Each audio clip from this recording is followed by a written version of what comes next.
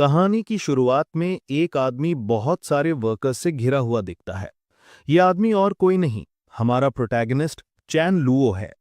सारे वर्कर्स उसे डिलीवरी के बारे में बता रहे थे क्योंकि उन्होंने ऑर्डर किए हुए सारे आइटम समय पर पहुंचा दिए थे। पहला worker 100 portions fried chicken bucket के साथ आया। इसी तरह बाकी सब भी 100 portions roasted duck, sweet and Sawar pork ribs और ब्रेज्ड क्रूशियन कार्प लाए थे।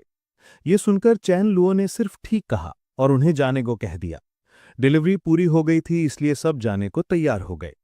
जैसे ही वो लोग निकले, सभी वर्कर्स आपस में बड़बड़ाने लगे और चैन लुओ के बारे में व्यंग्यात्मक टिप्पणी और गपशप करने लगे। एक वर्कर ने पूछा कि क्या चैन लुओ इतने सारे पकवान इसलिए लाया है क्योंकि वो कोई भूखा भूत है। दूसरे ने जवाब दिया कि अमीर लोग कुछ भी कर सकते हैं। हालांकि पहला वर्कर सहमत नहीं हुआ और तंज कसते हुए कहा कि चैन लुओ एक अमीर बेवकूफ से ज्यादा कुछ नहीं है। जब सब जा रहे थे, चैन लुओ शांत खड़ा रहा। उनके जाने के बाद उसने धीरे से ट्रक का पिछला दरवाजा खोला। खाने के कार्टन को देखकर उसकी आंखें चौंधिया गईं। इतने सारे खाने और स्वादिष्ट व्यंजनों से घिरा होना उसके लिए एक बहुत ही सुखद एहसास था। चैन लुओ सोचने लगा कि कौन सोच सकता था कि वो 3 दिन पहले ही महाविपत्ति के बीच में भूख से मर रहा था और तकलीफ उठा रहा था। अब मुख्य सवाल ये उठता है कि चैन लुओ किस बारे में बात कर रहा था और वो इतना सारा खाना क्यों जमा कर रहा था।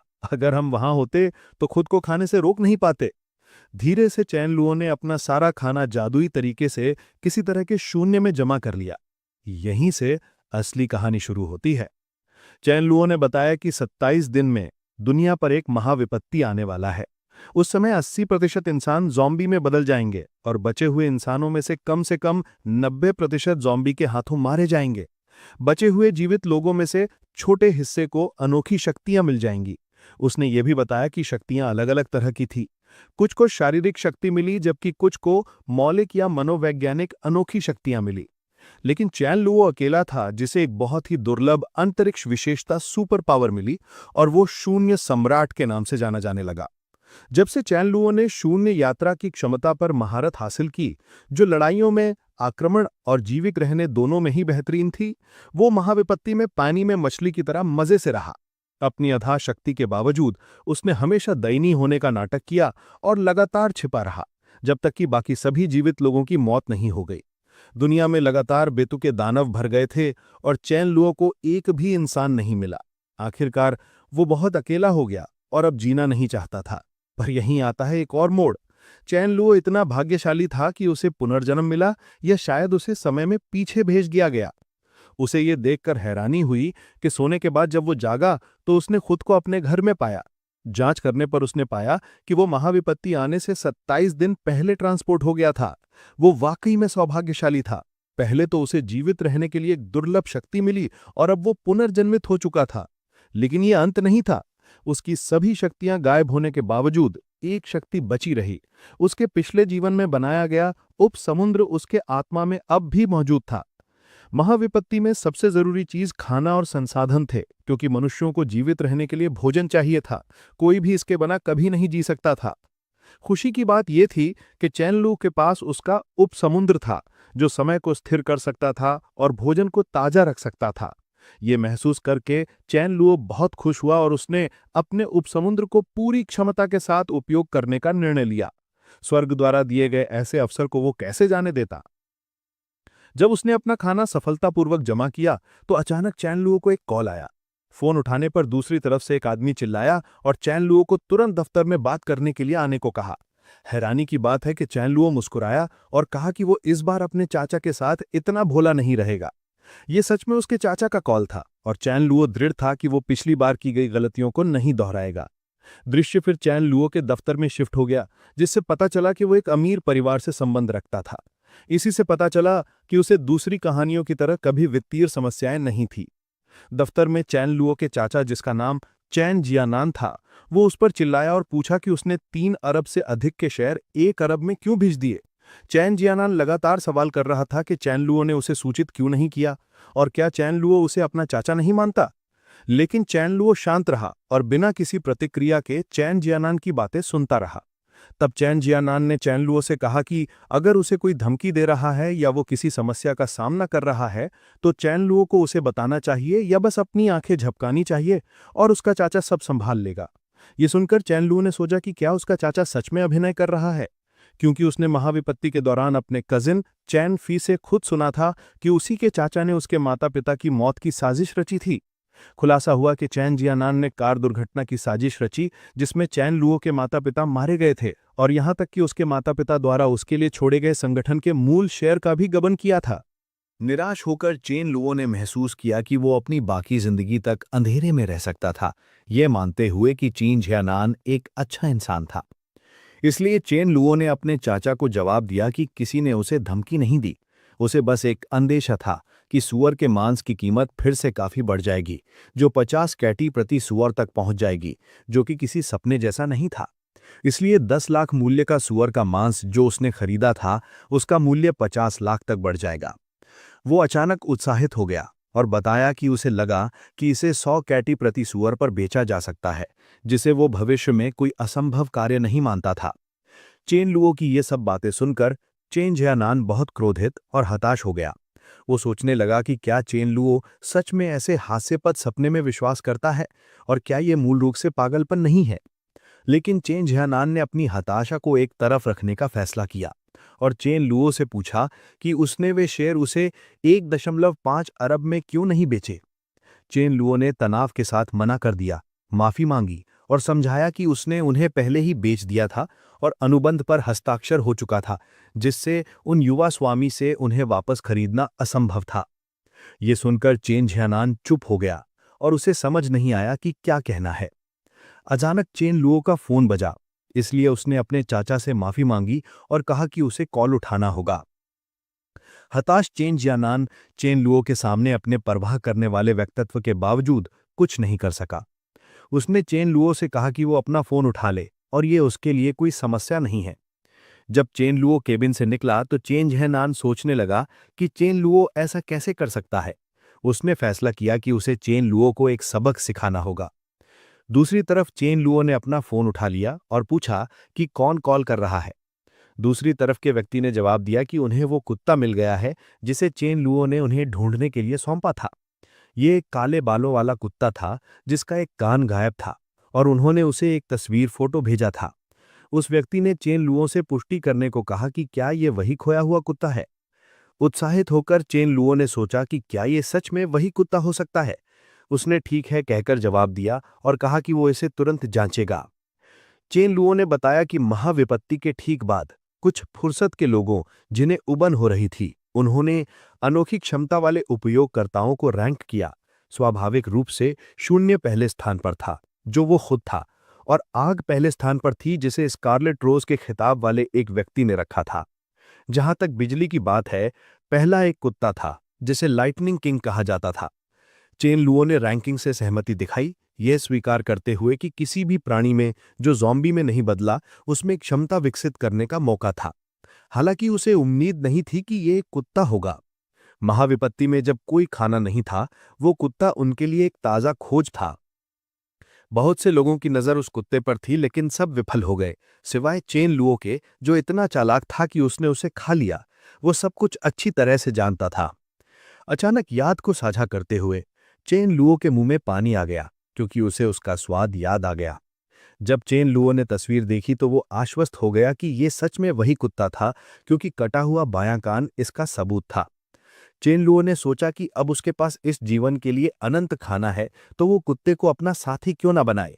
वो कुत्ते का अच्छे से इलाज करेगा और दोनों एक साथ अच्छा खाना और पेय का आनंद ले सकते थे। तब चेन लुओ ने उस व्यक्ति से कुत्ते का पता भेजने को कहा, क्योंकि वो कोई भी समय बर्बाद नहीं करना चाहता था। वो उस स्थान की ओर बढ़ा, ये सोचते हुए कि कुत्ते को उसका इंतजार करना चाहिए। उसने उम्मीद की कि कुत्ता उसे अपना मालिक मानेगा, क्योंकि वो उसका अच्छे से इलाज करने का इरादा रखता था। जाने से पहले चेन लुओ अपने चाचा चेन जियानान से मिला और उसे बताया कि उसे कुछ काम है, इसलिए वो जल्दी जाएगा। चेन जियानान ने ठीक है कहकर जवाब दिया और चेन लुओ को जल्द से जल्द फिर से मिलने के लिए कहा। जाते समय चेन लुओ मुस्कुराया, अपने चाचा के लिए दया महसूस करता था, क्योंकि उसके चाचा को उससे फिर से मिलने का कोई मौका नहीं मिलेगा। ऐसा इसलिए था क्योंकि जिस दिन महाविपत्ति आई थी, चेन जियानान और उसका बेटा दोनों मर गए थे। तो चेन लुओ पूरी तरह से बाहर चला गया, जैसा वो चाहता था, बस कुछ समय के लिए। दृश्य फिर 1 घंटे बाद डॉग मीट हॉल में शिफ्ट हो गया, जहां चेन लुओ ने एक पिंजरे में रखे गए कुत्ते को देखा। कुत्ता एक बहुत ही दयनीय फेस बना रहा था। ये देखकर चेन लुओ ने सोचा कि क्या कुत्ता महाविपत्ति के दौरान अपने खुद की दिखावट जानता था। चेन लुओ कुत्ते की तरफ बढ़ा और मुस्कुराया और कहा कि कुत्ते को चिंता नहीं करनी चाहिए, क्योंकि उसका भाई उसे बचाने आ गया है। फिर उसने गुस्से से अपना चेहरा पीछे घुमाया और पूछा कि दुकान का मालिक कहाँ है। चेन लुओ ने चिल्लाकर मालिक को जल्द से जल्द बाहर आने को कहा। दुकान का मालिक, जिसका नाम पाशा था, वो बाहर आया और विनम्रता से चेन लुओ से पूछा कि वो क्यों उसे ढूंढने आया है। चेन लुओ ने अपनी उंगली कुत्ते की ओर इशारा करते हुए पूछा कि क्या पाशा अभी भी सवाल करने की हिम्मत करता है कि वो क्यों आया है, पाशा पर उसका कुत्ता चुराने का आरोप लगाते हुए। चेन लुओ ने कहा कि अगर उसने समय पर उसे पता नहीं किया होता तो उसका काला कुत्ता अब तक खाना बन चुका होता। चेन लुओ ने यह भी बताया कि शुरुआत में उसे याद है कि काला कुत्ता आवारा था और उसका कोई मालिक नहीं था, इसलिए उसने उसे गोद ले लिया था। फिर उसने पाशा से फिर पूछा कि क्या कुत्ता जानबूझकर उसे परेशान करने आया था। इस पर पाशा ने जवाब दिया कि उसने सबको आधिकारिक माध्यमों से खरीदा था और कुत्ते लगभग एक जैसे दिखते हैं, इसलिए उसे लगा कि चेन लुओ को गलती हुई है। ये सुनकर चेन लुओ मुस्कुराया और पूछा कि क्या पाशा ने सच में आधिकारिक माध्यम कहा। चेन लुओ ने पाशा को फिर से चेतावनी दी और पूछा कि वो पुलिस को कॉल करके ये जांच क्यों नहीं करता कि पाशा ने सच में कुत्ते आधिकारिक माध्यमों से ही लिए हैं। चेन लुओ ने ऐसा इसलिए कहा क्योंकि उसे विश्वास था कि धोखाधड़ी के बिना कोई व्यवसाय नहीं होता और उसे भरोसा था कि पाशा दुकान की जांच पुलिस को नहीं करने देगा। और जैसा चेन लुओ ने सोचा, ठीक वैसा ही हुआ। पाशा गुस्से से चेन लुओ की ओर बढ़ा, चिल्लाते हुए कहा कि वो ऐसा नहीं कर सकता। चेन लुओ हंसा और पूछा कि क्या पाशा लड़ना चाहता है, ये जोड़ते हुए कि चूंकि पाशा बहादुर है तो वो उसे एक सबक सिखाएगा। ये कहकर चेन लुओ ने पाशा का हाथ पकड़ा और उसे लात मारी, जिससे पाशा जमीन पर गिर गया। चेन लुओ मुस्कुराया और मन ही मन सोचा कि उसने महाविपत्ति के दौरान इतनी ट्रेनिंग ली थी, इसलिए उसे पाशा से डरने की जरूरत नहीं है। पाशा चेन लुओ के हमले से दर्द से कराहा। चेन लुओ ने फिर पूछा कि अब पाशा को कैसा महसूस हो रहा है, क्या वो अभी भी उससे लड़ना चाहता है। हैरानी की बात है, पाशा चेन लुओ से माफी मांगने लगा और गुजारिश करने लगा कि वो उसे अकेला छोड़ दे, इस बात पर जोर देते हुए कि ये एक बड़ी गलतफहमी थी और वो सच में नहीं जानता था कि ये चैन का कुत्ता है। पाशा ने कुत्ते को बाहर निकालते हुए कहा कि वो जाएगा और उस आदमी को सबक सिखाएगा जिसने उसे काला कुत्ता बेचा था। उसने चेन लुओ से यह भी कहा कि वो अपना कुत्ता बिना किसी भुगतान के मुफ्त में वापस ले जा सकता है। चेन लुओ ने ठीक है कहकर जवाब दिया, पाशा के अच्छे रवैये को स्वीकार किया और उसे इस बार जाने देने का फैसला किया। अंदर ही अंदर चेन लुओ खुश था, क्योंकि वो काला कुत्ता पाने के लिए अपना सारा पैसा भी देने को तैयार था। हालांकि जैसा कि सब जानते हैं, मुफ्त चीजें सभी को पसंद होती हैं, तो चेन लुओ ऐसे ऑफर से क्यों इनकार करता। आखिरकार चेन लुओ को कुत्ता मिल गया और पाशा ने चेन लुओ से कुत्ते को लेकर आराम से अपनी दुकान से चले जाने को भी कहा। चेन लुओ ने फिर कुत्ते का नाम ब्लैकी रखा और उसे आने को कहा, क्योंकि वे घर जा रहे थे। अंदर रहते हुए चेन लुओ ने सोचा कि कुत्ते के हाव भाव को देखते हुए उसमें आध्यात्मिकता होनी चाहिए और उसे इंसानी भाषा समझ में आनी चाहिए, है ना। चेन लुओ सही था। ब्लैकी उसकी बातें सुन और समझ सकता था। ब्लैकी हैरान था और सोच रहा था कि चेन लुओ ने किसे ब्लैकी कहा, लेकिन फिर भी उसने सोचा कि चूंकि चेन लुओ ने उसे बचाया है तो क्या उसे चेन लुओ के साथ जाना चाहिए। ये देखकर चेन लुओ खुश हो गया, क्योंकि कुत्ते में सच में आध्यात्मिकता थी, इसलिए उसे इतनी आसानी से लाइटनिंग किंग मिल गया। कुत्ते और चेन लुओ कार के अंदर बैठ जाने के बाद चेन लुओ ने ब्लैकी से कहा कि अब से वो उसे धर्म किंग कहेगा और वो उसके साथ रहेगा।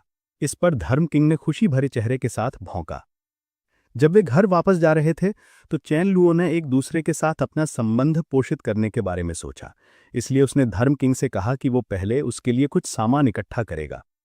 अपने रास्ते में चेन लुओ ने एक गार्ड को देखा और उसके सामने रुका। वहां खड़े होकर चेन लुओ ने गार्ड के बारे में सोचा, जिसका नाम सूद हाजू था। वो खुश था कि उसे सूद हाजू से फिर से मिलने का मौका मिला। चेन लुओ ने फिर बताया कि उसके पिछले जीवन में, इससे पहले कि उसने शून्य क्षमता को समझा, सूद हाजू ने म्यूटेंट जीवों को रोकने के लिए अपने शरीर का इस्तेमाल किया ताकि चेन लुओ बच सके, और सूद हाजू केवल उसे बचाने के लिए उस प्रक्रिया में मारा गया था। चेन लुओ ने फिर से सूद हाजू की ओर देखा और मुस्कुराया, ये तय करते हुए कि इस वर्तमान जीवन में वो सुनिश्चित करेगा कि सूद हाजू का जीवन अच्छा हो। चेन लुओ ने सूद हाजू से पूछा कि क्या वो काम से छुट्टी मिलने के बाद उसके साथ बाहर जाना चाहता है। सूद हाजू ने नहीं में जवाब दिया, ये समझाते हुए कि उसकी माँ हमेशा कहती थी कि लड़कों को आवारा नहीं घूमना चाहिए और बुरा नहीं बनना चाहिए। ये सुनकर चैन लुओ ने सूद हाजू से पूछा कि उसकी माँ ने और क्या कहा था। सूद हाजू ने जवाब दिया कि उसकी माँ ने कहा था कि शिष्टाचार दिखाने के लिए कुछ भी नहीं है, क्योंकि या तो लूटपाट जैसी बुरी चीजें थीं, या गालियां, या फिर अनुपयुक्त व्यवहार विधियां। ये सुनकर चैन लुओ हक्का बक्का रह गया, क्योंकि सूद हाजू रात में बाहर पार्टी करने की तुलना लूटपाट से कर रहा था। चैन लुओ को समझ नहीं आया कि क्या जवाब दे, और अंदर ही अंदर वो सोच रहा था कि टाइमलाइन के अनुसार वो और सूद हाजू अभी इतने परिचित नहीं थे। हालांकि इससे कोई फर्क नहीं पड़ता, क्योंकि महाविपत्ति आने पर सूद हाजू ड्यूटी पर होगा, इसलिए जब ये घटना फिर से होगी तो वे निश्चित रूप से भाई बन जाएंगे। दृश्य फिर कुछ देर बाद शिफ्ट हुआ, जहां धर्म बहुत हैरान दिख रहा था। असल में धर्म चैन लुओ के घर में मौजूद स्विमिंग पूल को देखकर हैरान था। चैन लुओ धर्म को स्विमिंग पूल की ओर ले गया और उससे कहा कि फिलहाल ये उसका घर है और पहले हम स्विमिंग पूल में नहाएंगे। चैन लुओ स्क्रबर और साबुन से धर्म के शरीर को धो रहा था, और धोते समय वो सोच रहा था कि पुनर्जन्म के बाद वो अपने पिछले जीवन की तरह नहीं रहना चाहता।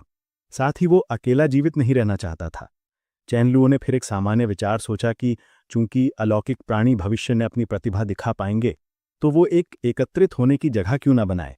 ठीक वैसे ही जैसे उसने धर्म किंग के लिए किया, वो बाकी के लिए भी ऐसा ही करेगा।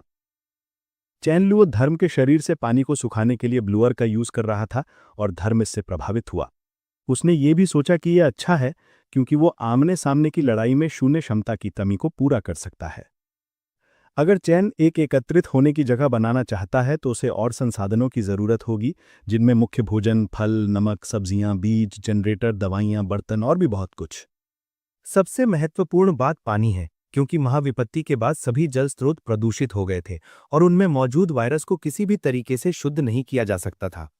चैन लोगों ने यह भी बताया कि अगर कोई शुद्ध पानी पीना चाहता है तो उसे बारिश का इंतजार करना होगा। अचानक उसने अपना माथा थपथपाया, एक अजीब चेहरा बनाया, जिससे धर्म हैरान हो गया, जो यह सोच रहा था कि उसे क्या हुआ। चैन लुओ में फिर चिल्लाकर कहा कि वह भूल गया, उसे सबसे पहले हाई वोल्टेज इलेक्ट्रिक बैटन का एक बैच भी तैयार करने की जरूरत है। यह सुनकर धर्म डर गया और चैन लुओ की ओर तनाव से देखा। चैन लुओ ने उसके सिर पर थपथपाया और धर्म से टेंशन न लेने को कहा, क्योंकि यह ज़ोंबी के लिए था, उसके लिए नहीं। चैन लुओ ने फिर सोचा कि महाविपत्ति की शुरुआत में इलेक्ट्रिक बैटन दैवीय हथियारों की तरह थे। इस विचार से उत्साहित होकर चैन लुओ ने अलॉय आर्मर के कुछ सेट खरीदने का फैसला किया। उसने जल्दी से ऑर्डर बुक करने के लिए अपना फोन स्क्रॉल करना शुरू कर दिया। ऑर्डर देते समय सोच समझकर चुनने का विचार कर रहा था। दृश्य फिर कुछ देर बाद शिफ्ट हो गया, जहां चैन लुओ और धर्म अपना खाना खा रहे थे। हालांकि धर्म इतनी जल्दी खाना खा रहा था कि चैन लुओ ने उसे धीरे खाने को कहा, नहीं तो उसका गला घुट जाएगा। खाना खत्म करने के बाद चैन लुओ ने धर्म से कहा कि उनके पास जमा किया हुआ ढेर सारा खाना है, इसलिए चैन लुओ ने उससे वादा किया कि वे भविष्य में स्वादिष्ट खाना खाएंगे। बात करते हुए चैन लुओ ने बचे हुए चिकन की हड्डी को बेतरतीब ढंग से फेंक दिया। धर्म को भी ऐसा करते देखकर चैन लुओ खुश हो गया, क्योंकि वह उसकी नकल कर रहा था। हालांकि चैन लुओ अभी भी किसी बात की सोच में डूबा हुआ था, जब अचानक उसे हैरानी हुई कि कोई उसके दरवाजे पर आया और खटखटाने लगा। जब चैन लुओ ने दरवाजा खोला तो एक सुंदर महिला उसके घर के बाहर खड़ी थी। उसे देखकर चैन लुओ ने पूछा कि वह कौन थी। लड़की ने अपना परिचय लेडी मायू के रूप में दिया। ये नाम सुनकर चैन हक्का बक्का रह गया, और वह खाना पकाने की शिक्षिका थी, जिसे उसने अपने लिए किराए पर रखा था। चैन लुओ ने मायू से माफी मांगी कि वह खाना पकाने की क्लास के सबक के बारे में भूल गया, और मुस्कुराते हुए उसे अंदर आने को कहा। दूसरी ओर चैन लुओ को इस तरह देखकर मायू ने सोचा कि चैन लुओ उसे सिर्फ खाना पकाना सिखाने के लिए 50,000 युआन दे रहा है, इसलिए वह जरूर अमीर आदमी होगा। वह इस बात से भी खुश थी कि उसने सोचा कि उसे नियोक्ता द्वारा किसी भी चाल का उपयोग करने के बारे में चिंता नहीं करनी पड़ेगी। लेकिन चैन लुओ को देखकर उसे राहत मिली। उसने यह भी सोचा कि चैन की स्थितियों को देखते हुए बाहर कितनी सुंदर महिलाओं को बहकाया नहीं जा सकता है, और क्या चैन लुओ के मन में उसके लिए भी विचार थे। रसोई के अंदर चैन लुओ ने उसे दिखाया कि उसने जो बर्तनों और सामग्री मांगी थी वे पहले से ही तैयार थीं, लेकिन अंदर ही अंदर वह सोच रहा था कि महाविपत्ति में सभी तरह की अनिश्चितताओं को रोकने के लिए उसके पास केवल आपूर्ति ही नहीं होनी चाहिए, बल्कि खाना पकाने का कौशल भी होना चाहिए। इसलिए उसे शेफ के रूप में मायू को किराए पर लेने के लिए बहुत पैसा खर्च करना पड़ा। मायू फिर तैयार हो गई और साझा किया कि सबसे पहले वह उसे स्वीट एंड सार पोर्क रिब्स पकाना सिखाएगी। चैन लुओ ने ठीक है कहकर जवाब दिया, लेकिन अंदर ही अंदर वह खुश था, क्योंकि वह जानता था कि उसे केवल 1 महीने के लिए मायू का वेतन देना होगा। एक ऐसा समय जो महाविपत्ति के बाद की दुनिया में निश्चित रूप से नहीं आएगा। चैन लुओ खाना बना रहा था और मायू उसे निर्देश दे रही थी कि क्या करना है। मायू ने उसे रिब्स को छोटे टुकड़ों में काटने और उन्हें ठंडे पानी के साथ एक पैन में थोड़ी देर के लिए ब्लांच करने को कहा। फिर उसने उसे तेल डालने को कहा, लेकिन हैरानी की बात है कि वह बहुत ज्यादा डाल रहा था। यह देखकर मायू ने पूछा कि क्या उसके तेल की कोई कीमत नहीं है और उसने इतना ज्यादा क्यों डाला। फिर जब नमक का उपयोग करने का समय आया तो उसने गलती से चीनी का इस्तेमाल कर लिया, जिससे मायू उस पर चिल्लाई और पूछा कि वह चीनी और नमक के बीच में अंतर क्यों नहीं बता सकता। आखिर में व्यंजन इतना दयनीय बना कि मायू ने उसे कुत्ते को दे दिया, लेकिन कुत्ते ने भी उसे नहीं खाया। मायू ने चैन लुओ से कहा कि उसने आखिरकार कुछ सुधार किए हैं, लेकिन चैन लुओ तनाव में और दुखी था कि उसके द्वारा बनाया गया खाना कुत्ते ने भी नहीं खाया था, इसलिए उसे सांत्वना देने की जरूरत नहीं थी। धर्म भी मायू पर गुस्से से भौंक रहा था क्योंकि उसे मालिक से कोई दुश्मनी नहीं थी और वह सोच रहा था कि वह उसे जहर क्यों दे रही है। मायू ने फिर अपने इरादे को स्पष्ट किया कि कम से कम चैन लुओ के खाना पकाते समय रसोई तो नहीं जली। यह सुनकर चैन लुओ हक्का बक्का रह गया और उसने कोई जवाब नहीं दिया। उसके बजाय वह सोचने लगा कि वह सचमुच खाना पकाने के लिए उपयुक्त नहीं है और वह केवल एक शाही बावर्ची पर ही भरोसा कर सकता है। मायू ने फिर चैन लुओ को अलविदा कहा और उसके घर से चली गई। मायू के जाने के बाद चैन लुओ उसके कौशल के बारे में सोचने लगा, महसूस करते हुए कि वे बुरे नहीं थे। यह कितनी शर्म की बात थी कि वे पास्ट में एक दूसरे को नहीं जानते थे। उसने ये भी सोचा कि महाविपत्ति होने के बाद उसका क्या हुआ होगा। चेन लुओ असल में उसके बारे में सोच रहा था क्योंकि वो उसे अपनी रसोइया के तौर पर भर्ती करने पर विचार कर रहा था, लेकिन अंत में उसने बस यही उम्मीद की कि उसकी किस्मत अच्छी हो। दृश्य फिर कुछ देर बाद शिफ्ट हो गया जहां चेन लुओ टहल रहा था। अचानक उसने किसी को देखा और सोचा कि क्या ये सच में वही लोग हैं। आगे दिखाया गया कि उसने मिली और मिलिंग नाम की 2 बहनों को देखा। चेन लुओ ने बताया कि ये बहनें सामान्य नहीं थीं। मिलिंग के अंदर अग्नि क्षमता जागृत होने के बाद वो ऐसी क्षमता वाली पहली व्यक्ति बन गई और उसे स्कारलेट रोज स्पिरिट फ्लेम प्रिंसेस कहा गया। इससे भी ज्यादा अद्भुत उसकी छोटी बहन मिली थी, जो एक प्रकाश तत्व क्षमता वाली उपयोगकर्ता थी। हालांकि उसकी लड़ाई कौशल कमजोर थे, लेकिन वो एक मजबूत सहायक उपचारक थी। चेन लुओ ने यह भी बताया कि उसने सुना था कि वो बाद के चरणों में पुनर्जीवित करने की तकनीक का उपयोग कर सकती थी। चेन लुओ फिर गंभीर हो गया और उनके बारे में सोचने लगा। उसने विश्वास किया कि जबकि केवल बच्चे ही चुनाव करते हैं, वो उन्हें हर कीमत पर हासिल करेगा। इसलिए उसने राका नाम की एक व्यक्ति को कॉल किया जिसने पहले कुत्ते के बारे में पता लगाया था। चेन लुओ ने राका से कहा कि वो उसे 3 दिन दे रहा है ताकि वो बहनों की जोड़ी के बारे में जानकारी निकाले, जिसमें उन्हें क्या खाना पसंद है ये भी शामिल है। उसने जोर दिया कि यह बहुत महत्वपूर्ण है क्योंकि वो इस कहावत पर विश्वास करता है कि अगर किसी को लड़की का दिल जीतना है तो खाना सबसे अच्छा विकल्प है। इसलिए उसने फैसला किया कि उन्हें जो भी कुछ खाना पसंद है वो उसे जमा कर लेगा। जैसे जैसे ज्यादा दिन बीतते गए, दृश्य महाविपत्ति आने से 5 दिन पहले शिफ्ट हो गया। चेन लुओ ने ध्यान दिया कि मिलिंग को सिचुआन व्यंजन पसंद था और उसका पसंदीदा फल अंगूर था। वहीं मिली को ब्रेस्ड पिग्स टॉटल्स पसंद था और उसका पसंदीदा फल तरबूज था। इससे उसे याद आया कि क्लासिक व्यंजन बहुत स्वादिष्ट होते हैं, इसलिए उसे कुछ जमा कर लेना चाहिए। अगले दिन चेन लुओ अपने और सूद हाजू के लिए ऑर्डर किए गए एक कवच की जांच कर रहा था। उसे पहनने के बाद चेन लुओ ने बताया कि यह बुरा नहीं था क्योंकि भले ही ये भारी था, लेकिन ये उसकी सुरक्षा की गारंटी दे सकता था। अब चेन लुओ उस दूसरे कवच को सूद हाजू को देने के तरीके के बारे में सोच रहा था। महाविपत्ति आने में केवल 3 दिन बचे थे। वो एक इलेक्ट्रिक बटन पकड़े हुए था। डीलर ने चेन लुओ से कहा कि इलेक्ट्रिक बटन से निकलने वाली हाई वोल्टेज बिजली एक व्यक्ति को तुरंत शॉक दे सकती है और ये कुछ सेकंड के भीतर एक व्यक्ति को अक्षम भी कर सकती है, इसलिए चेन लुओ को इसका उपयोग बहुत ध्यान से करना होगा। चेन लुओ बटन पकड़े हुए खुश था क्योंकि वो सोच रहा था कि वो इससे सैकड़ों ज़ॉम्बीज को आसानी से मार सकता है। दृश्य अगले दिन शिफ्ट हो गया जहां चेन लुओ किसी से एक ट्रक के बारे में पूछ रहा था क्योंकि वो उसे खरीदना चाहता था। मालिक ने ठीक है कहकर जवाब दिया क्योंकि वो उसे जल्द ही कीमत बता देगा। दृश्य फिर महाविपत्ति होने से ठीक पहले की रात पर आता है। यहाँ चेन लुओ बिस्तर पर सोने की कोशिश कर रहा था, लेकिन वो तनाव में था और बहुत सारे परिदृश्यों के बारे में सोच रहा था, जिससे उसके लिए शांतिपूर्ण नींद लेना असंभव हो गया था। असल में वो सोच रहा था कि अगर उसे पुनर्जीवन मिला है तो क्या महाविपत्ति अब भी आएगी। अगर ऐसा नहीं हुआ तो जमा किए गए संसाधन एक बड़ा नुकसान होंगे। लेकिन जल्द ही उसने उम्मीद की कि महाविपत्ति नहीं होगी ताकि वो पूरे देश के भले के लिए खुद को बलिदान कर सके। ये दर्शाता है कि चेन लुओ एक इंसान के तौर पर कितना अच्छा और उदार था।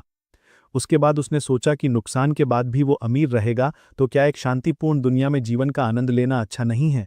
एक खतरनाक और अमानवीय महाविपत्ति का अनुभव क्यों किया जाए? अगले दिन महाविपत्ति होने से ठीक 1 घंटा 20 मिनट पहले चेन लुओ ने अपने चाचा चेन जियानान को कॉल किया और सुबह जल्दी परेशान करने के लिए माफी मांगी, लेकिन उसे कुछ जरूरी काम था जिसके लिए उसे चेन जियानान की मदद चाहिए थी। चेन जियानान ने खुशी से हाँ में जवाब दिया और चेन लुओ से पूछा कि उसे क्या समस्या है, क्योंकि वो निश्चित रूप से उसकी मदद करेगा, चाहे कुछ भी हो। चेन लुओ ने फिर समझाया कि उसे लगता है कि वर्चुअल करेंसी बढ़ेगी, संभवतः 8 से 10 गुना तक बढ़ जाएगी। चेन लुओ ने चेन जियानान से यह भी कहा कि जैसा कि चेन जियानान जानता है, उसने पैसा सूअर का मांस खरीदने के लिए इस्तेमाल किया था, तो वो अपने सारे भंडार को गिरवी रखना चाहता है, जिसकी कीमत उसके लिए 1 अरब थी, लेकिन वो केवल 50 करोड़ उधार लेना चाहता है।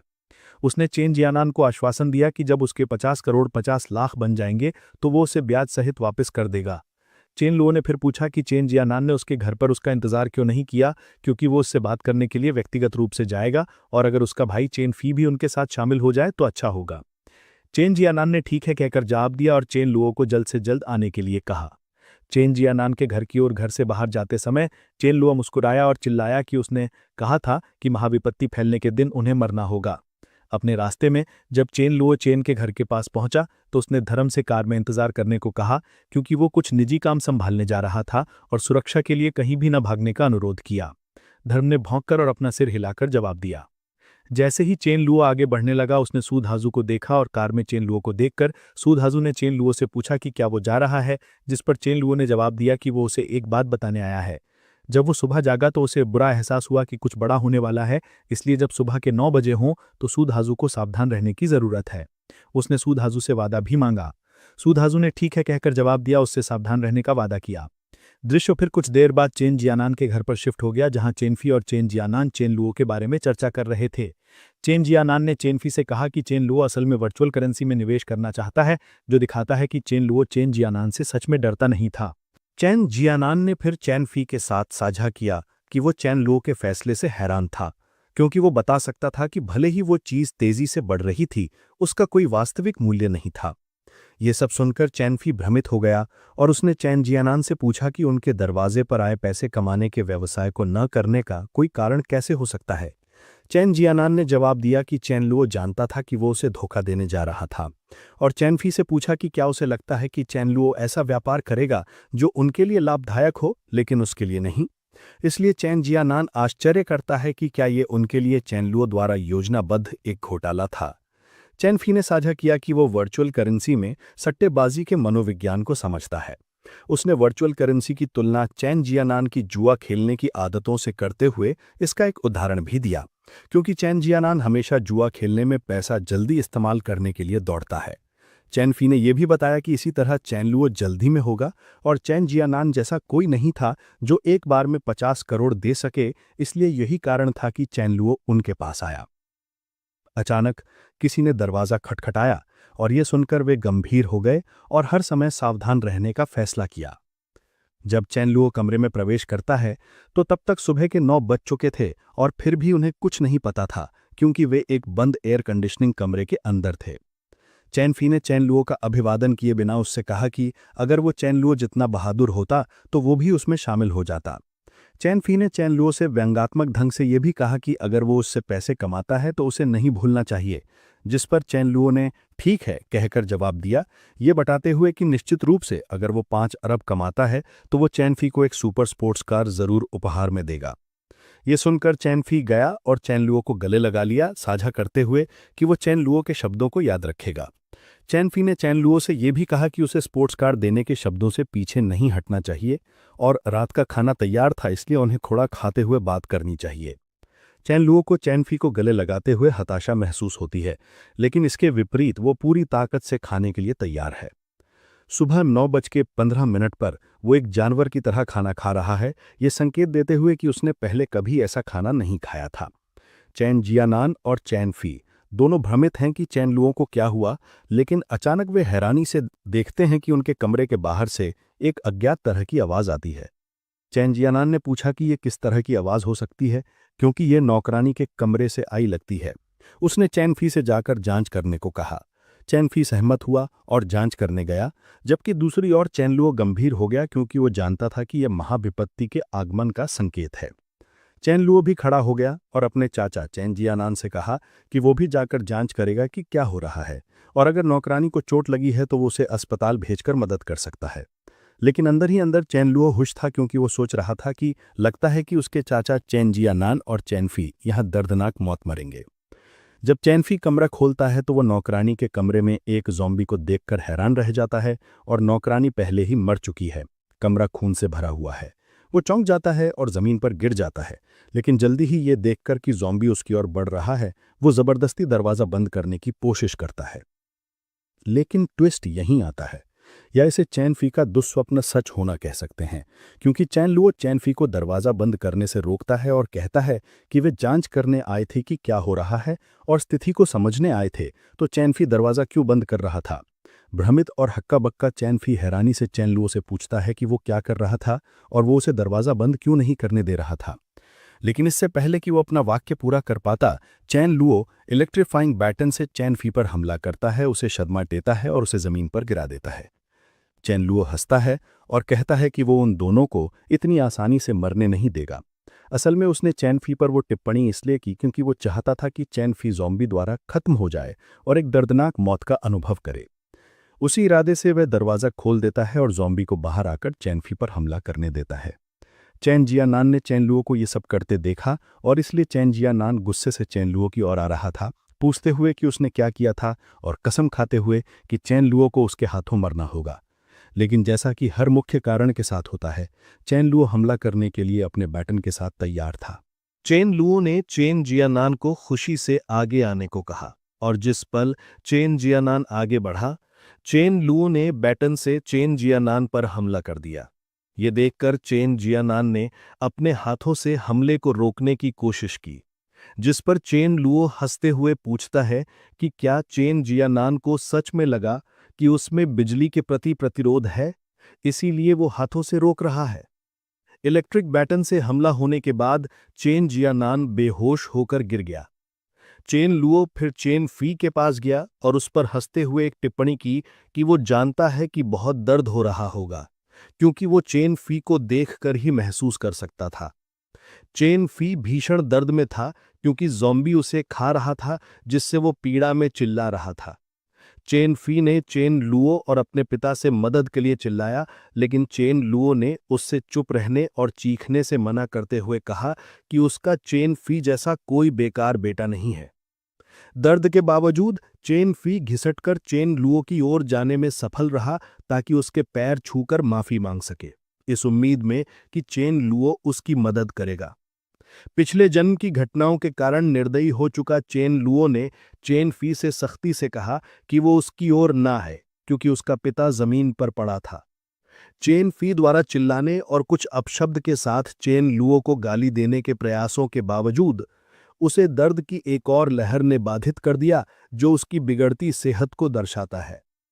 चेन फी की बिगड़ती हालत को देखते हुए चेन लुओ का व्यवहार थोड़ा नरम पड़ गया और उसने चेन फी से व्यंग्य किया कि वो रोमांचक दृश्य को अकेले नहीं देख सकता और उसे एक साथी की जरूरत है। इस टिप्पणी के साथ उसने बैटन को फिर से चेन जियानान से छुआ, जिससे वो सदमे से होश में आ गया। जैसे ही चेन जियानान होश में आया और चेन फी की हालत देखी, वो तनाव में आ गया और चेन लुओ के पैर छूकर विनती करने लगा कि वो चेन फी को बचा ले, क्योंकि चेन फी चेन लुओ का चचेरा भाई है। हालांकि चेन लुओ अनुत्तरित रहा। कोई और विकल्प न देखकर चेन जियानान मानने लगा कि शेरों पर चुपके से धोखाधड़ी उसने ही की थी, लेकिन चेन लुओ या चेन फी को इस बारे में कुछ नहीं पता था। चेन फी एक निर्दोष व्यक्ति था। चेन लुओ ने फिर चेन जियानान से पूछा कि क्या उसे नहीं लगता कि उसे उससे और माफी मांगनी चाहिए। ये सुनकर चेन जियानान हक्का बक्का रह गया और सोचने लगा कि चेन लुओ ऐसा क्यों कह रहा है। उसने सोचा कि क्या चेन लुओ को भी इस मामले के बारे में पता है। हालांकि चेन जियानान ने अभी भी चेन के पिता को मारने के लिए माफी मांगने से इनकार कर दिया। चेन लुओ ने फिर चेन जियानान से पूछा कि क्या उसने अपने जवाब के बारे में सोचा है, क्योंकि चेन फी के पास ज्यादा समय नहीं बचा था और वो ज्यादा देर तक टिक नहीं सकता था। जवाब में चेन जियानान ने गुस्से से मांग की कि चेन लुओ तुरंत चेन फी को बचा ले और वादा किया कि अगर चेन लुओ ऐसा करता है तो वो पुलिस को कॉल नहीं करेगा।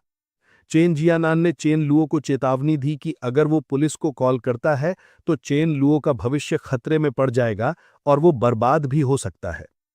जवाब में चेन लुओ ने कहा कि उसने चेन जियानान को पहले ही एक मौका दे दिया था, लेकिन अब वो उसे दूसरा नहीं देगा। ये सुनकर चेन जियानान गुस्से में आ गया और चिल्लाने लगा। चेन लुओ को एक कृतघ्न कमीना कहा जो अपने ही चचेरे भाई और चाचा को धोखा देना चाहता था, कहते हुए कि चेन लुओ एक कुत्ते से भी बदतर था। इससे चेन लुओ को निराशा महसूस हुई और उसने चेन जियानान से जवाब दिया कि वही है जो कृतघ्न है। चेन लुओ ने चेन जियानान को थप्पड़ मारा और उसे बताया कि उसके पिता ने चेन जियामान को विफल होते देखा और कभी सफल नहीं होते देखा। फिर भी चेन लुओ के संगठन में चेन जियानान का परिचय कराया, लेकिन चेन जियानान ने बदले में क्या किया?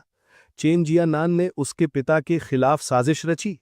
चेन लुओ ये समझ नहीं पा रहा था कि चेन जियानान ऐसे बेशर्म शब्द कैसे कह सकता है। जब तक कि चेन फी की मौत नहीं हो गई, चेन जियानान दुखी और गुस्से में रहा। उसने चेन लुओ को जवाब दिया कि वो चेन के पिता का भाई था और उसने कंपनी में योगदान भी किया, फिर भी बदले में उसे क्या मिला? चेन जियानान ने गुस्से से पूछा कि क्या चेन के पिता ने उसे भिखारी समझा था जो उसे कंपनी में केवल 10% इक्विटी दी थी? उसने सवाल किया कि क्या इसीलिए वो मरने के लायक था? चेन जियानान ने चेन लुओ को डांटा और कहा कि वो पुलिस की मौजूदा तकनीक से बच नहीं सकता। ये सब सुनकर चेन लुओ नाराज हो गया और बताया कि उन दिनों में शेयरों का भी मूल्य था, क्योंकि 10% शेयर का मूल्य 1.5 अरब था। उसने पूछा कि क्या कोई वर्कर 1.5 अरब मूल्य के शेयर कमा पाएगा? चेन जियानान के शैतानी दिल को महसूस करते हुए चेन लुओ ने उसे ज़ॉम्बी की ओर फेंक दिया। अंदर ही अंदर उसे संतुष्टि का एहसास हुआ, ये जानते हुए कि उसके पिता चेन जियानान जैसे किसी की मदद करने के लिए बहुत दयालु थे और ये अकेली चीज थी जो वो उनके लिए कर सकते थे। चेन लुओ अपने पिता के बारे में सोचकर आंसू भी बहाता है। कुछ समय बाद एक ज़ॉम्बी भी चेन लुओ पर हमला करने आ गया। ये देखकर उसे एहसास हुआ कि जैसा उसने उम्मीद की थी, ज़ॉम्बी बनने के बाद लोगों को खाने की चाहत के अलावा अन्य भावनाएं रखना अब संभव नहीं था। इसीलिए जैसे ही ज़ॉम्बी उसके करीब आया, उसने बैटन का उपयोग करके उसे इलेक्ट्रीफाइंग शॉक दिया। चेन लुओ ने साझा किया कि भले ही ज़ॉम्बी का डर का अनुभव नहीं करते, लेकिन वो अभी भी दर्द और लकवा महसूस कर सकते हैं और उन पर शॉक देने की तकनीक काम करती है। ज़ॉम्बी को शॉक देने के बाद उसने तलवार निकाली और उसके सिर के बीच में वार किया, ये समझाते हुए कि ज़ॉम्बी को मारना ज़्यादा मुश्किल नहीं है, क्योंकि उन्हें बस भौहें के बीच वाले शरीर के हिस्से को छेड़ना होता है। चेन लुओ उस समय मुस्कुरा रहा था और सोच रहा था कि भले ही किसी को मारना घिनौना था, लेकिन उस हिस्से को छेड़ना अद्भुत था, क्योंकि इससे कोर क्रिस्टल नामक एक छिपा हुआ खजाना सामने आया। क्रिस्टल को इकट्ठा करने के बाद उसने उसे अपने शून्य में जमा कर लिया और व्यंग किया कि ये ठीक वैसा ही हुआ जैसा उसने शुरुआत में सोचा था, कि महाविपत्ति की शुरुआत में क्रिस्टल कम रैंक का था। चेन लुओ ने फिर आश्चर्य किया कि ज़ॉम्बी के फैलने की शुरुआत में, चाहे वो क्षमता उपयोग करता हो या ज़ॉम्बी, भौहों के बीच एक क्रिस्टल पैदा होगा। कोर क्रिस्टल के अंदर निहित ऊर्जा न केवल जागृत लोगों को उनकी रिकवरी को तेज करने में मदद कर सकती थी, बल्कि जागृत व्यक्ति को मजबूत बनने में भी सहायता कर सकती थी। संक्षेप में, ये चेन लुओ के लिए एक मूल्यवान खजाना था और उसने जितना हो सके उतना इकट्ठा करने का फैसला किया। चेन लुओ ने साझा किया कि क्रिस्टल का आकार और रंग लक्ष्यों की क्षमता और लड़ाई कौशल के अनुसार बदलता जाएगा। उदाहरण के लिए, एक अग्नि प्रकार क्षमता उपयोगकर्ता या ज़ॉम्बी का क्रिस्टल लाल रंग का होगा, जबकि एक वायु प्रकार क्षमता उपयोगकर्ता या ज़ॉम्बी का हरा। आखिर में उसने उल्लेख किया कि एक अंतरिक्ष प्रकार क्षमता उपयोगकर्ता या ज़ॉम्बी का क्रिस्टल पारदर्शी रंग का होगा। चेन लुओ को फिर वो समय याद आया जब उसने लाइटनिंग किंग के सर से बिजली कोर क्रिस्टल प्राप्त किया था, ये ध्यान देते हुए कि यह एक अंडे के आकार का गहरा बैंगनी क्रिस्टल था। घर से बाहर निकलते समय चेन लुओ का सामना एक ज़ॉम्बी से होता है। उसे देखकर वो हंसता है और व्यंग करता है कि ज़ॉम्बी बहुत जिंदा दिल था। इसका मतलब था कि ज़ॉम्बी वो व्यक्ति था जिसने निश्चित रूप से उसके चाचा की बहुत मदद करने की कोशिश की होगी। ज़ॉम्बी चैनलुओ पर हमला करता है, जो फिर अपना बैटन निकालता है और ज़ॉम्बी पर उसका उपयोग करता है और एक व्यंग्यात्मक टिप्पणी करते हुए कहता है कि आ जाओ, क्योंकि उसके चाचा तुम्हें एक अच्छा उपहार देंगे। ज़ॉम्बी बैटन से स्तब्ध हो जाता है और फिर क्रिस्टल लेते समय चैनलुओ फिर से व्यंग से पूछता है कि क्या ज़ॉम्बी की मदद करने के लिए इनाम लेना ज़्यादा तो नहीं था, जैसा कि उसके चाचा ने किया था। चैनलुओ हर चीज़ को हल्के और मज़ेदार तरीके से ले रहा था। दूसरी ओर धर्म किंग चैनलुओ को ज़ॉम्बी को इतनी कठोरता से खत्म करते हुए देखकर हैरान था और सोच रहा था कि चैनलुओ इतना क्रूर क्यों था। चैनलुओ कार के करीब आया और धर्म से कहा कि उसे लगा कि वे जल्द ही जागृत हो जाएंगे, इसलिए उनके लिए बाहर रहना सुरक्षित नहीं था। उसने धर्म को यह भी सूचित किया कि उसे कुछ समय के लिए उसके घर चलना होगा और जागृत होने के बाद वो जा सकता है। घर के अंदर चैनलुओ द्वारा मारे गए कई ज़ॉम्बी के शव थे। इसे देखकर धर्म घबरा गया और भौंकने लगा। चैनलुओ ने उसे घबराने से मना किया, आश्वासन दिया कि उसे धीरे धीरे इसकी आदत पड़ जाएगी। इसके बाद चैनलुओ चुपचाप एक सेब छील रहा था और खा रहा था, जबकि धर्म अपने शरीर में एक अजीब सनसनी का अनुभव कर रहा था। अचानक चैनलुओ ने ध्यान दिया कि धर्म से बिजली जैसी किरणें निकल रही थीं। ये देखकर चैनलुओ थोड़ा घबरा गया, क्योंकि वो नहीं जानता था कि धर्म की जागृत क्षमता का क्या प्रभाव हो सकता है। क्योंकि धर्म अपनी बिजली क्षमता को जागृत कर रहा था, चैनलुओ डर गया, एक सोफे के पीछे छिप गया और सोच रहा था कि क्या हो रहा है और क्या वो धर्म की बिजली की चपेट में आने वाला पहला व्यक्ति होगा। लेकिन उसे हैरानी हुई कि धर्म ने चैनलुओ पर हमला नहीं किया और इसके बजाय अपनी बिजली जागृति स्थिति से आराम महसूस करने लगा। चैनलुओ फिर खड़ा हो गया और साझा किया कि कोई प्रतिभा मजबूत है या नहीं, यह मुख्य रूप से दो पहलुओं पर निर्भर करता था। पहला था जागृत का समय जितना जल्दी हो और दूसरा था क्षमता का विकास जितना तेज हो। चैनलुओ फिर थोड़ा दुखी हो गया, ये महसूस करते हुए कि लाइटनिंग किंग धर्म शायद अपनी बिजली प्रतिभाओं के चरम पर था। उसे धर्म से ईर्ष्या महसूस हुई और विलाप किया कि वो एक कुत्ते से भी बदतर था। वो इस तथ्य से थोड़ा निराश महसूस कर रहा था कि कुत्ता उससे अधिक शक्तिशाली था। अचानक कहीं से सेब जमीन पर गिर पड़े। पहले तो उसने थोड़ा डरा हुआ एक्टिंग किया, लेकिन जल्द ही वो अजीब तरह से मुस्कुराया और कहा कि लगता है कि वो भी दूसरों की तरह काफी प्रतिभाशाली है। चैनलुओ फिर से खड़ा हो गया। इस बार वो बहुत गंभीर दिख रहा था। उसने अपने हाथ में गेंद जैसा कुछ उठाया और कहीं से उसने उससे दीवार पर हमला कर दिया। दीवार में एक छेद हो गया और ये देखकर धर्म हक्का बक्का रह गया और विश्वास नहीं कर सकता था। लेकिन चैनलुओ खुश नहीं था, क्योंकि उसे लगा कि यह बहुत बुरा था कि उसके 0-3 हमले में उसकी क्षमता शक्ति का 25% उपयोग हुआ था। इसके अलावा उसका हमला निम्नतम रैंक के ज़ॉम्बी को भी तुरंत खत्म नहीं कर सकता था।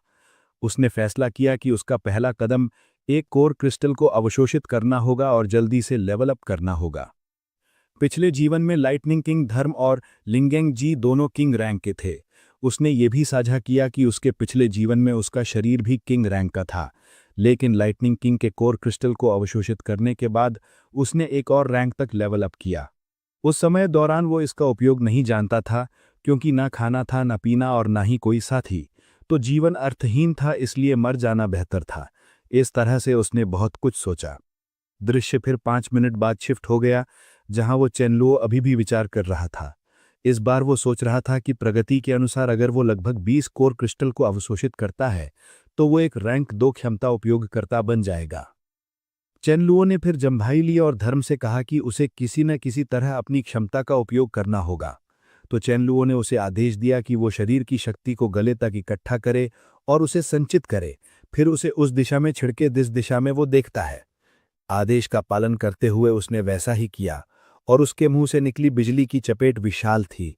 ये देखकर चैनलुओ खुश हुआ और धर्म के सिर पर थपथपाया, उसे एक स्मार्ट और अच्छा कुत्ता कहा। चैनलुओ ने फिर धर्म को सबसे पहले शीत भंडार चलने को कहा, क्योंकि पहली चीज उन्हें इकट्ठा किए गए सामानों को भंडारित करना था। धर्म खुशी से चैनलुओ के साथ जाने को सहमत हो गया।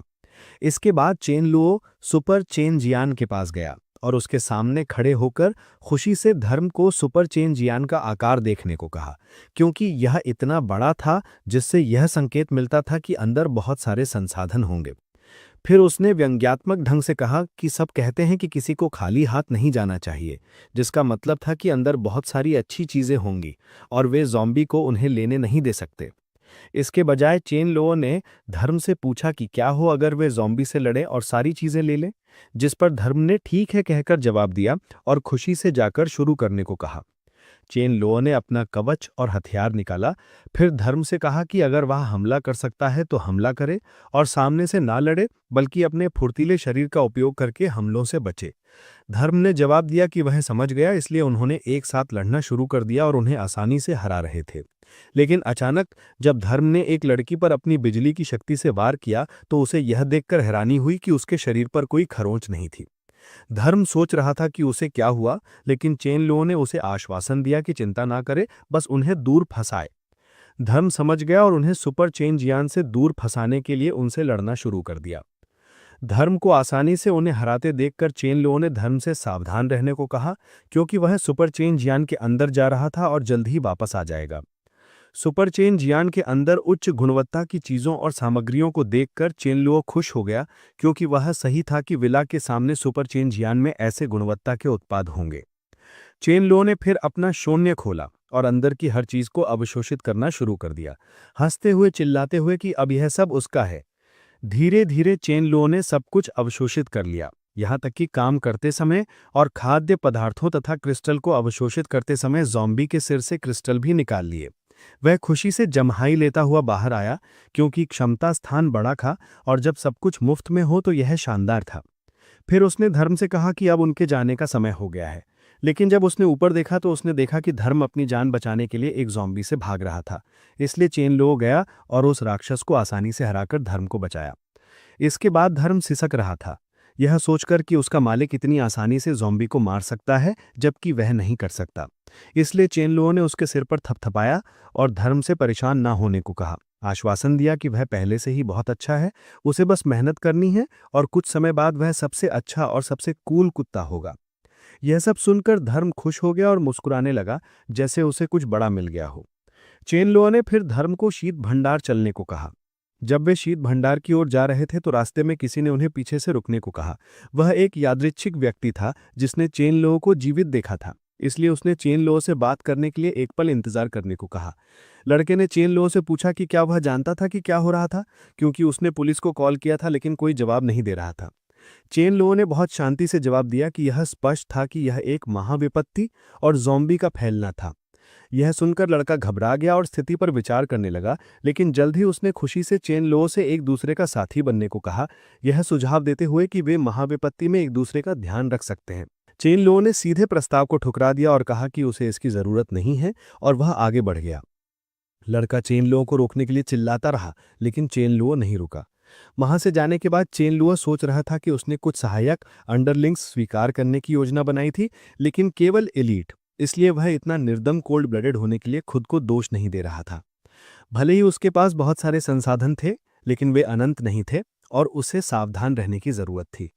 अचानक रास्ते में उसने कुछ देखा और कार रोक दी। असल में रास्ते पर बहुत सारे ज़ॉम्बी रास्ता रोक रहे थे। चेन लुओ ने सोचा कि उसे याद है कि वे शीत भंडार तक केवल उसी विशिष्ट सड़क से पहुंच सकते थे, लेकिन वह ज़ॉम्बी द्वारा बंद थी, इसलिए ऐसा लगा कि उसे उन सभी को मारना होगा। चेन लुओ फिर कार से बाहर निकला और धर्म से घूमने और डिफेंसिव रहने को कहा। उन्होंने ज़ॉम्बी से लड़ना शुरू कर दिया और चेन लुओ इलेक्ट्रिक बैटन का उपयोग करके उन्हें एक एक करके मार रहा था। कुछ ज़ॉम्बी ने उस पर चुपके से हमला करने की भी कोशिश की, लेकिन चेन लुओ चालाक था, इसलिए उसने ज़ॉम्बी को पछाड़ दिया। एक ज़ॉम्बी ने उसके बाइसेप्स को काट लिया, लेकिन हैरानी की बात है कि चेन लुओ ने बस ज़ॉम्बी को अपने हाथों से फेंक दिया और शेयर किया कि उसका कवच मिश्र धातु का है, तो वे कम स्तर के ज़ॉम्बी इसे कैसे तोड़ सकते हैं। फिर उसने व्यंग्यात्मक ढंग से टिप्पणी की कि शहर में उनके दांत भरने के लिए कोई दंत चिकित्सक नहीं था, और अगर वे भविष्य में अपने दांत खो देते हैं तो वे केवल चाटने के लिए अपनी जीभ पर निर्भर रह सकते हैं। लेकिन अचानक वह हंसता है, उनसे इंतजार करने को कहता है, क्योंकि उनके लिए कोई भविष्य नहीं था। अचानक चेन लुओ को झटका लगा कि उसका इलेक्ट्रिक बैटन डिस्चार्ज हो गया और बिजली बनाना बंद कर दिया। उस क्षण चेन लुओ हक्का बक्का और तनाव में था, अनिश्चित कि आगे क्या करे। ज़ॉम्बी आए और चेन लुओ से बैटन छीनने लगे तो चेन लुओ ने तनाव में उन्हें बैटन दे दिया और कहा कि अगर वे चाहते हैं तो ले सकते हैं। हैरानी की बात है कि वो बस समय खरीदने की कोशिश कर रहा था। उसे समय की जरूरत इसलिए थी क्योंकि उसे अपने शून्य से एक नया बेटन निकालना था। इसलिए एक नया बेटन निकालने के बाद उसने ज़ॉम्बी को खत्म करना शुरू कर दिया। उन सभी को हराने के बाद उसने उनके अंदर से सभी क्रिस्टल इकट्ठा कर लिए। दृश्य फिर कुछ देर बाद शिफ्ट हो गया, जहां धर्म भी आया और चैन लुओ के बगल में खड़ा हो गया। उसे भ्रमित होकर देख रहा था और सोच रहा था कि वे शीत भंडार क्यों नहीं जा रहे थे, वे क्यों रुके और इंतजार कर रहे थे, और वे कहाँ थे। चेन लुओ ने फिर धर्म को आने और उसे एक ट्रक दिखाने को कहा, ये साझा करते हुए कि भारी ट्रक मिश्र धातु कवच और एक इलेक्ट्रिक बेटन से अधिक अद्भुत था, क्योंकि उसने महाविपत्ति के दिन के लिए ट्रक को वहां रखा था। ये सुनकर धर्म प्रभावित हुआ और खुशी से चेन लुओ की ओर देखा। चैन लुओ ने धर्म को ट्रक पर चढ़ने को कहा, क्योंकि वो उसे चलाएगा। फिर वो आगे बढ़ा और एक बंद दरवाजा आ रहा था। ये देखकर चैन लुओ ने धर्म से पूछा कि वो इस तरह के ट्रक से क्या करने जा रहा था। उन्हें बाहर निकलने और दरवाजा खोलने की कोई जरूरत नहीं थी, इसलिए उसने आसानी से ट्रक से दरवाजा तोड़ दिया। ये देखकर धर्म हक्का बक्का रह गया, जबकि चैन लुओ को अद्भुत महसूस हो रहा था, क्योंकि ये उसे एक वीरतापूर्ण स्टंट जैसा लग रहा था। आगे जाने पर उनका सामना सैकड़ों ज़ॉम्बी से हुआ और वहां चैन लुओ ने साझा किया कि वो पहले से ही जानता था कि उन सैकड़ों ज़ॉम्बी को इलेक्ट्रिक बेटन से मारने में बहुत समय लगेगा और उसकी बिजली भी बर्बाद होगी। चैन लुओ ने फिर समय बर्बाद नहीं किया और ट्रक से ज़ॉम्बी को टक्कर मारी और उन्हें दूर फेंक दिया। इस तरह के कार्य में होने पर धर्म हैरान था और सिसक रहा था, सोच रहा था कि उसका मालिक कितना क्रूर था। दूसरी ओर उस शीत भंडार की दूसरी मंजिल पर फैंग और लैंग नाम के दो लड़के और मिया नाम की एक लड़की थी। चैन लुओ को ऊपर से देखकर वे प्रभावित हुए। लैंग ने कहा कि उसे लगता है कि चैन लुओ का ट्रक उनके शीत भंडार में अन्य वाहनों से बहुत मजबूत था। मिया ने फैंग और लैंग को सुझाव दिया कि उन्हें चैन लुओ से उन्हें शीत भंडार से बाहर निकालने के लिए पूछना चाहिए। फैंग पूछता है कि चैन लुओ अकेला था तो वो उनके लिए जोखिम क्यों लेगा, क्या वो उनका पिता था। फैंग ने यह भी कहा कि उसे लगता है कि चैन लुओ एक निर्दयी व्यक्ति था, अन्यथा वो जो अभी किया वो नहीं कर पाता, और चैन लुओ शायद जानता है कि उनके शीत भंडार में संसाधन थे, इसलिए चैन लुओ संसाधन लेने आया था, और एक बार जब उसे वो संसाधन मिल जाएंगे तो वो चला जाएगा और उनकी परवाह नहीं करेगा। फैंग ने फिर सुझाव दिया कि मदद मांगने के बजाय उन्हें खुद मदद करने की कोशिश करनी चाहिए और वे चैन लुओ का ट्रक छीन सकते हैं, क्योंकि ये परिवहन का सबसे विश्वसनीय साधन था। ट्रक उनके अपने हाथों में होने पर लैंग ने उन्हें देखने को कहा कि चैन लुओ कवच पहने हुए लगता है। फैंग ने फिर कहा कि उन्हें बस ट्रक छीनने की जरूरत है और वे सुरक्षित हो जाएंगे, तो वे इसके बारे में क्या सोचते हैं। लैंग ने भी गुस्से से फैंग से सहमति व्यक्त की, क्योंकि चैन लुओ शीत भंडार से संसाधन चुराने आया था, जो अक्षमा योग्य था। तो कुछ सेकंड बाद जब चैन लुओ ज़ॉम्बी से क्रिस्टल निकाल रहा था, मिया उसके करीब आई और ज़ॉम्बी को मारकर उन्हें बचाने के लिए उसे धन्यवाद दिया। ये सुनकर चैन लुओ सोचने लगा कि वो उसे धन्यवाद क्यों दे रहे थे, क्योंकि ऐसा लग रहा था कि वो उससे उन्हें शीत भंडार से सुरक्षित बाहर निकालने के लिए कहेंगे। चैन लुओ ने फिर मिया से पूछा कि क्या वे वहां अकेले जीवित बचे थे। मिया ने हाँ में जवाब दिया, क्योंकि केवल वे 3 ही जीवित बचे थे। जब मिया चैन लुओ को बात करके व्यस्त रख रही थी, फैंग और लैंग दोनों पीछे से आए और चैन लुओ के कंधे पर हाथ रखे, जिससे चैन लुओ समझ गया कि वे उसकी चीजें छीनने की कोशिश करने जा रहे थे। इसलिए उसने सोचा कि क्या ये वास्तविक था कि कुछ क्षण पहले वे उसे धन्यवाद देने की कोशिश कर रहे थे, लेकिन अब वे उसके आइटम छीनने जा रहे थे। फैंग ने चैन लुओ से वापस न लड़ने और चिंता न करने को कहा, क्योंकि वे उनके कार्य से उसे हानि नहीं पहुंचाने वाले थे। चैन लुओ गुस्से में आ गया और सोचा कि कठोर वातावरण के दौरान ये वास्तव में मानव स्वभाव की बदसूरती को अनंत तक बढ़ावा देगा, और महाविपत्ति के दौरान दयालुता सबसे कम मूल्यवान और सबसे अधिक हानिकारक चीज थी। अचानक फैंग और अन्य लोगों को झटका लगा कि एक कुत्ता भौंकता हुआ उनकी ओर आया। ये देखकर फैंग ने पूछा कि कुत्ता कहाँ से आया। लैंग ने जवाब दिया कि उसे लगता है कि कुत्ता अभी तक संक्रमित नहीं हुआ था।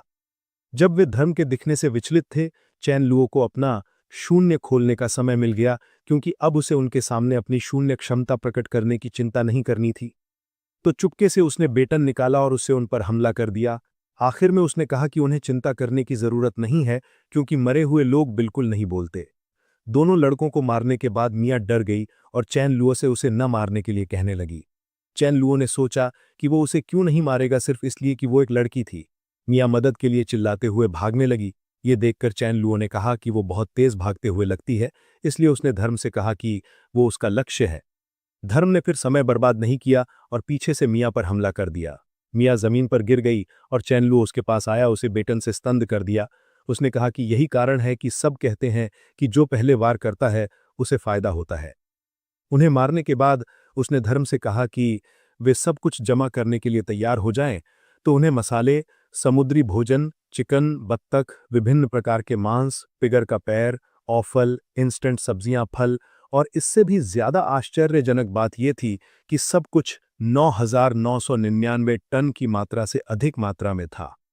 आखिर में चैन लुओ ने धर्म से साझा किया कि उन्हें शीत भंडार से 60,000 टन संसाधन मिले। वापस जाते समय चैन लुओ ने धर्म से कहा कि वे कुछ आराम के लिए घर जा रहे हैं और फिर वे और लूट करने के लिए अनाज भंडार जाएंगे। चैन लुओ फिर सोचने लगा कि सूद हाजू कैसा कर रहा होगा। अचानक चैन लुओ ने अपनी ट्रक के सामने एक लड़के को मदद मांगते हुए और उसे राइड देने की पेशकश करते हुए देखा, लेकिन चैन लुओ ने ध्यान दिया कि लड़का अपनी शर्ट के नीचे बहुत कुछ छिपा रहा था और उसे राइड देना शायद अच्छा विचार नहीं था। असल में चैन लुओ सावधानियां बरत रहा था क्योंकि उसका जीवित रहने का नियम उसे किसी भी खतरे को पैदा नहीं होने देता था, भले ही खतरा छोटा हो। चैन लुओ को नहीं रुकते देखकर लड़का लगातार उससे रुकने के लिए कह रहा था, लेकिन चैन लुओ ने पहले ही फैसला कर लिया था कि अगर लड़का एक तरफ नहीं हटा तो वो उस पर ट्रक चढ़ा देगा। ट्रक को आते देखकर लड़का डर गया और एक तरफ हट गया। फिर गुस्से से चिल्लाने लगा कि चैन लुओ ने उसे टकराने की हिम्मत की और अब चैन लुओ को पछताना पड़ेगा, क्योंकि जब भी उसे मौका मिलेगा वो निश्चित रूप से उससे बदला लेगा। ये सुनकर चैन लुओ गुस्सा हो गया और सोचा कि अतीत में बदला लेने से कोई किसी के पीछे बुरा कह सकता था या कोई साजिश रच सकता था, लेकिन अब महाविपत्ति में क्षमताओं के साथ जागृत होने के बाद हर किसी के पास लोगों को मारने का मौका था। इसलिए चैन लुओ ने धर्म लाइटनिंग किंग से पूछा कि क्या उसने सुना कि लड़के ने कहा कि वो कुत्ते का मांस खाना चाहता है। ये सुनकर धर्म ने कहा कि भले ही वो इंसानी भाषा नहीं समझता, उसे विश्वास था कि लड़के ने कुत्ते का मांस नहीं कहा। जैसे ही चैन लुओ रुका, लड़का गुस्से से बदला लेने के इरादे से उसकी ओर बढ़ा, लेकिन अचानक उसे एक कुत्ते को अपनी ओर आते देखकर झटका लगा। लड़के ने देखा कि कुत्ता हमला करने वाला था, इसलिए उसने एक रॉड से वापस हमला करने की कोशिश की, लेकिन धर्म दूसरी तरफ था, ये सोचकर कि उसे परवाह नहीं थी कि लड़का कुत्ते का मांस खाना चाहता था या नहीं। अगर मास्टर ने कहा कि वो उस लड़के को मरते हुए देखना चाहता है तो लड़के को मरना ही पड़ेगा। इसलिए समय बर्बाद किए बिना धर्म ने लड़के पर बिजली का वार किया और लड़का बेहोश हो गया। ये सुनकर चैन लुओ ने धर्म से सुनिश्चित करने को कहा कि लड़का मर गया है, इसलिए सिर्फ बिजली का उपयोग ना करे। धर्म ने भ्रमित होकर चैन लुओ की ओर देखा, इसलिए चैन लुओ ने जवाब दिया और धर्म को समझाया कि लड़ाई में अगर उसने कोई हिचकिचाहट दिखाई तो वो मर जाएगा। अगर वो महाविपत्ति के अनुकूल हुआ तभी वो सुरक्षित बच पाएगा। ये सुनकर धर्म ने गुस्से से लड़के को काट लिया। ये देखकर चैन लुओ ने खुशी से जवाब दिया कि वो इसी के बारे में बात कर रहा था। चैन लुओ ने धर्म की अकेले और आसानी से उस लड़के को हराने की तारीफ की। उसके बाद चैन लुओ ने धर्म को घर वापस जाने को कहा। विला पहुंचने पर चैन लुओ ने धर्म से कहा कि विला तक की सड़क बहुत संकरी है, इसलिए भारी ट्रक को पार्क करना आसान नहीं होगा। इसलिए चैन लुओ ने धर्म को ट्रक से बाहर निकलकर ज़ॉम्बी को दूर फंसाने में मदद करने को कहा। उसने ये भी कहा कि वो सड़क के किनारे ट्रक को रोक देगा। धर्म सहमत हो गया और ट्रक से बाहर निकलकर ट्रक की विपरीत दिशा में ज़ॉम्बी को फंसाने लगा। ये देखकर चैन लुओ बहुत खुश था, क्योंकि उसने सोचा कि जैसे ही लाइटनिंग किंग धर्म ज़ॉम्बी को दूर फंसाएगा वे आखिरकार वापस आ जाएंगे। उस समय के दौरान ज़ॉम्बी मुफ्त कार निगरानी करने वाले मजदूर के रूप में कार्य करेंगे, जिससे अन्य जीवित लोगों को उसके ट्रक के पास आने या उसे नुकसान पहुंचाने से रोका जा सकेगा। उसने एक राहत की सांस ली, सोचते हुए कि सौभाग्य से उसके पुनर्जन्म का तितली प्रभाव नहीं पड़ा और सूद हाजू ज़ॉम्बी नहीं बना। उसे सुरक्षित होना चाहिए। अचानक एक ज़ॉम्बी चैन लुओ पर हमला करने की कोशिश करता है, इसलिए वो उसे हराने के लिए एक इलेक्ट्रिक बैटन का उपयोग करता है। जब चैन लुओ लड़ रहा था, सूद हाजू एक लड़की के साथ विला पहुंचा। चैन लुओ को इस तरह लड़ते देखकर सूद हाजू ने उसकी तारीफ की। लड़की ने व्यंग किया कि इलेक्ट्रिक बैटन इतना मजबूत था कि चैन को ज़ॉम्बी का सामना करने पर भी डर नहीं लगेगा, ये समझाते हुए कि चैन लुओ इतना बहादुर क्यों था। लड़ाई खत्म होने के बाद सूद हाजू ने चिल्लाकर चैन लुओ को अपनी जगह के बारे में बताया। सूद हाजू को जीवित देखकर चैन लुओ खुश हुआ, क्योंकि ये वही था जिसकी उसने उम्मीद की थी। हालांकि वो लड़की को देखकर हैरान भी था और उसने उसकी पहचान चैन जिंग के रूप में की।